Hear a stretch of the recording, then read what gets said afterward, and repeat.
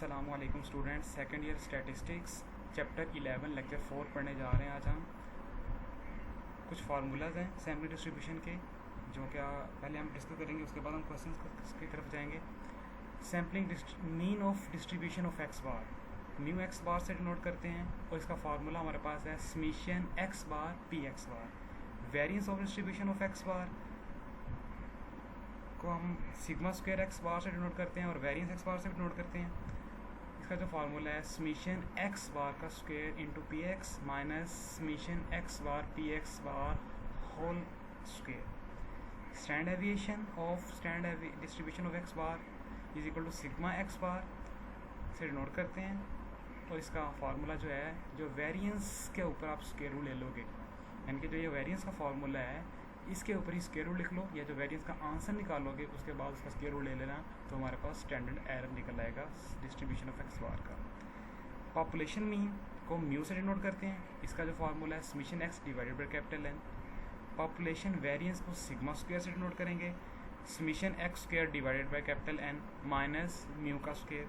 Population standard deviation को sigma से denote करेंगे, square root summation X square divided by N minus mu का square.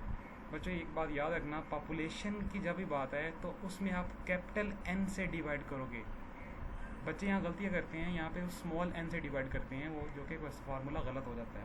तो जब भी पॉपुलेशन की बात है वहाँ पे आपने कैपिटल एन से डिनोट करना है, अगर सैम्पल की बात है तो हम वहाँ पे स्मॉल एन से डिवाइड करेंगे। फार्मूला यही रहेगा सेम तीनों में। पहले एग्जाम्पल आज हम करने जा रहे हैं, एग्जाम्पल 11.1 है, आपकी बुक के ऊपर है सोल्व बच्चों, आप वहाँ से भी देख सकते हो अगर आपको यहाँ से कोई क्लैरिटी नज़र ना आए डाटा के अंदर। Population consist of 4 children age with ages 2, 4, 6 and 8। Take all possible random sample size of 2 with replacement. If X is a age of child find the theoretically sampling distribution x bar, the mean age of 2 children in sample, mean variance and standard error of x bar, mean variance and standard deviation of population। फिर उसके बाद हमने result को verify करना है। खुद question में दिया हुआ है कि आपने यानी कि जो मीन ऑफ सैम्पलिंग डिस्ट्रीब्यूशन का मीन है वो पॉपुलेशन के मीन के इक्वल आना चाहिए। इस तरह ये सेकंड है और ये थर्ड है, हम इसको वेरीफाई भी करेंगे। तो क्वेश्चन के अंदर में डाटा दिया है, तो हम सबसे पहले सोल्यूशन के अंदर जो हमें पॉपुलेशन गिवन होती है उसको लिख लेते हैं। पॉपुलेशन में गिवन है 2, 4, 6, 8 जो कि हमने यहाँ पे डिफाइन कर दी है। हमें सैम्पल उसको हम पॉपुलेशन साइज को हम कैपिटल एन से इग्नोर करते हैं, वो हमारे पास 4 है। सैम्पल साइज हमें गिवन है 2, तो आपको वो भी आपने यहाँ लिख लेते हैं 2 हमारे पास है। अब बच्चों अहम बात यहाँ पे क्वेश्चन के अंदर में दिया है, जो सैम्पल हमने बनाने हैं विद रिप्लेसमेंट से बनाने हैं, ये आपको क्वेश्चन में गिवन होगा। हमने पहले पढ़ा था या तो हमें सैम्पल विद रिप्लेसमेंट से बनाने पड़ेंगे या विदाउट से, तो अभी यहाँ पे उन्होंने कहा है कि विद रिप्लेसमेंट से, तो हम विद रिप्लेसमेंट सैंपल बनाएंगे। तो विद रिप्लेसमेंट सैंपल बनाने का फार्मूला मैंने आपको बताया कि कैपिटल एन की पावर स्मॉल एन होती है, यानी कि कैपिटल एन उतने नंबर ऑफ टाइम रिपीट होता है जो हमारे पास सैंपल का साइज होता है। तो यहाँ पे सैंपल का साइज 2 है, तो नंबर ऑफ सैंपल क्या बनेंगे, आप कैपिटल एन को सैंपल की जो साइज होगा उतने नंबर ऑफ टाइम रिपीट करेंगे, इनके 4 × 4 हमारे पास क्या बन जाएगा, 16 सैंपल बनेंगे। तो हम इसका मतलब जो हमें डेट इतना ही जो हमारे क्वेश्चन गिवन है यहाँ तक आपने सोल्व कर लिया कि आपने 16 सैंपल बना लिए हैं। ये क्वेश्चन शॉर्ट में भी आ सकता है यहाँ तक। अभी हमने सैंपल बनाने हैं, तो सैंपल जो हम बनाएंगे वो हम बनाते हैं with the help of tree diagram. Tree diagram की हेल्प से हम सैंपल बनाएंगे। बच्चों यहाँ पे ये हमारे पास जो आपको नज़र आ रहा होगा ये वाली चीज़, ये हमारे पास ट्री डायग्राम होती है। इसमें हमें ये कैसे बनाते हैं, हमें सैंपल साइज़ 2 गिवन था, तो इसलिए हमने फर्स्ट ड्रॉ और सेकंड ड्रॉ बनाया। अगर हमें सैंपल से 3 गिवन होता तो आगे हम थर्ड ड्रॉ भी बनाते हैं। तो अभी हमें 2 ही गिवन है तो हम 2 ड्रॉ बनाएंगे। तो सैंपल बनाना मुश्किल नहीं है बच्चों। हमें पॉपुलेशन गिवन है 2, 4, 6, 8। जो पॉपुलेशन गिवन होगी उसको आपने वर्टिकली लिख लेना फर्स्ट ड्रॉ के नीचे और थोड़ा सा डिस्टेंस के साथ, ताकि डाटा आप क्वेश्चन के अंदर क्लैरिटी नज़र आए। सेकेंड ड्रॉ के अंदर आपने क्या करना है, आपने हर पॉपुलेशन एलिमेंट के अगेंस्ट, पॉपुलेशन के एलिमेंट के अगेंस्ट सारी पॉपुलेशन को दोबारा लिख देना उसके सामने। यानी कि 2, 4, 6, 8 हमारी पॉपुलेशन थी, उसने आपने फर्स्ट एलिमेंट के अगेंस्ट वही लिख दी सेकंड ड्रॉ के अंदर। इस तरह सेकंड एलिमेंट के अगेंस्ट में आपने सारी पॉपुलेशन लिख देनी है। ईच एलिमेंट जो होंगे पॉपुलेशन के उसके सामने आपने सारे पॉपुलेशन को डिफाइन करना है। तो ये हमारे पास इसको बोलते हैं ट्री डायग्राम। सैंपल बनाने हैं तो सैंपल तो वैल्यूज़ को हम एक्स से डिनोट करते हैं। जब आप ट्री डायग्राम बना लोगे तो सैंपल लिखना आपके लिए ईजी हो जाएगा। फर्स्ट 2 को 2 से आप लिखोगे, फिर 2,4, 2,6, 2,8, ये हमारे पास सैंपल आते जाएंगे। इसी तरह नेक्स्ट 4,2, 4,4, 4,6, 4,8, 6,2, 6,4, 6,6, 6,8 एंड सो ऑन, ये हमारे पास सैंपल्स की वैल्यूज़ आती जाएंगी। तो हमने सैंपल तो बना लिए, लेकिन अभी हमें क्वेश्चन के अंदर सेकंड क्या कहा गया था, आपने sampling distribution of X bar find करना है। तो एक्स बार आपने सैंपल से फाइंड करना है, तो उसका फार्मूला क्या होगा, summation X divided by capital N, sorry small N, sample size निकाल रहे हैं, स्मॉल एन होगा इसमें। तो इसका मतलब हमें सम करना पड़ेगा एक्स की वैल्यू को। तो ये जो हमें सैंपल की वैल्यू वो एक्स की वैल्यू होती हैं। तो 2 + 2 क्या आ जाएगा 4, 2 + 4 6। इस तरह आप सारी सैंपल की वैल्यू को सम करते जाओगे, उसको समीशन एक्स से डिनोट करते जाएंगे हम। और हमें एक्स बार फाइंड करना था, उसका फार्मूला है समीशन एक्स ओवर एन। तो 4 है, सैंपल साइज एन हमारे पास 2 है, तो 4 को 2 पे डिवाइड करेंगे 2, इनके सारी सैंपल्स की वैल्यू, सम ऑफ सैंपल्स को आप 2 पे डिवाइड करते जाओगे, आपके पास एक्स बार का आंसर आता जाएगा। जब आप कंप्लीट एक्स बार निकाल लोगे, उसके बाद हमें क्वेश्चन के अंदर फर्दर कहा गया कि आपने mean, variance and standard error find करना है एक्स बार का। यानी कि आपने अब एक्स बार के डाटा को लेना है, उस डाटा के अंदर से आपने ये तीनों चीज़ें फाइंड करनी है। हम क्या करेंगे, हम हेडिंग दे लेते हैं, sampling distribution of sample mean of X bar, it's mean, variance and standard error, कि हम ये चीज़ फाइंड करने जा रहे हैं।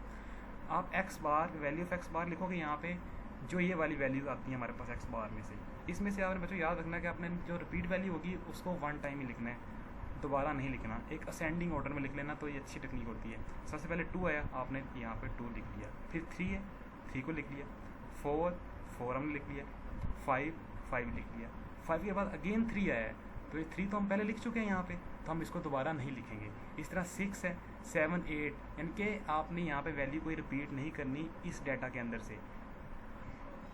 फिर हम बनाते हैं नंबर ऑफ अक्रंस, फ्रीक्वेंसी। हम फ्रीक्वेंसी क्यों बनाते हैं, क्योंकि हमें फार्मूले में गिवन था कि आपने एक्स बार पी एक्स निकालना है। एक्स बार तो हमने ये निकाल ली है, हमें पी एक्स चाहिए, probability of distribution of X bar. तो प्रोबेबिलिटी का फार्मूला क्या होता है, F divided by summation X. तो इसलिए हमें एफ निकालना कंपलसरी है, विदाउट एफ आप पी एक्स बार फाइंड नहीं कर सकते। तो एफ हमें निकालने के लिए, एफ हम फ्रीक्वेंसी है, फर्स्ट ईयर में आप निकालते रहे हैं, फ्रीक्वेंसी कैसे निकालते हैं हमने सीखा था।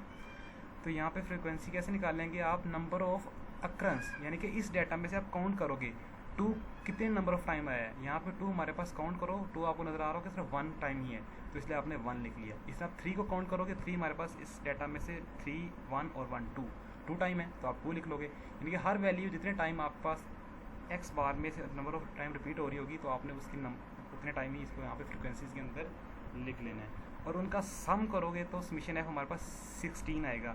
याद रखना बच्चों, जो यहाँ पे समीशन एफ आएगा वो हमारा वही आएगा जो हमने सैम्पल साइज बताया था कि हमारे पास नंबर ऑफ सैम्पल कितने बनेंगे। नंबर ऑफ सैम्पल हमारे पास 16 बनने थे, तो हमारे पास समीशन एफ भी हमारे पास 16 ही आएगा। पी एक्स हमने निकाल लिया, उसका फार्मूला ये हमारे पास है, F divided by summation F.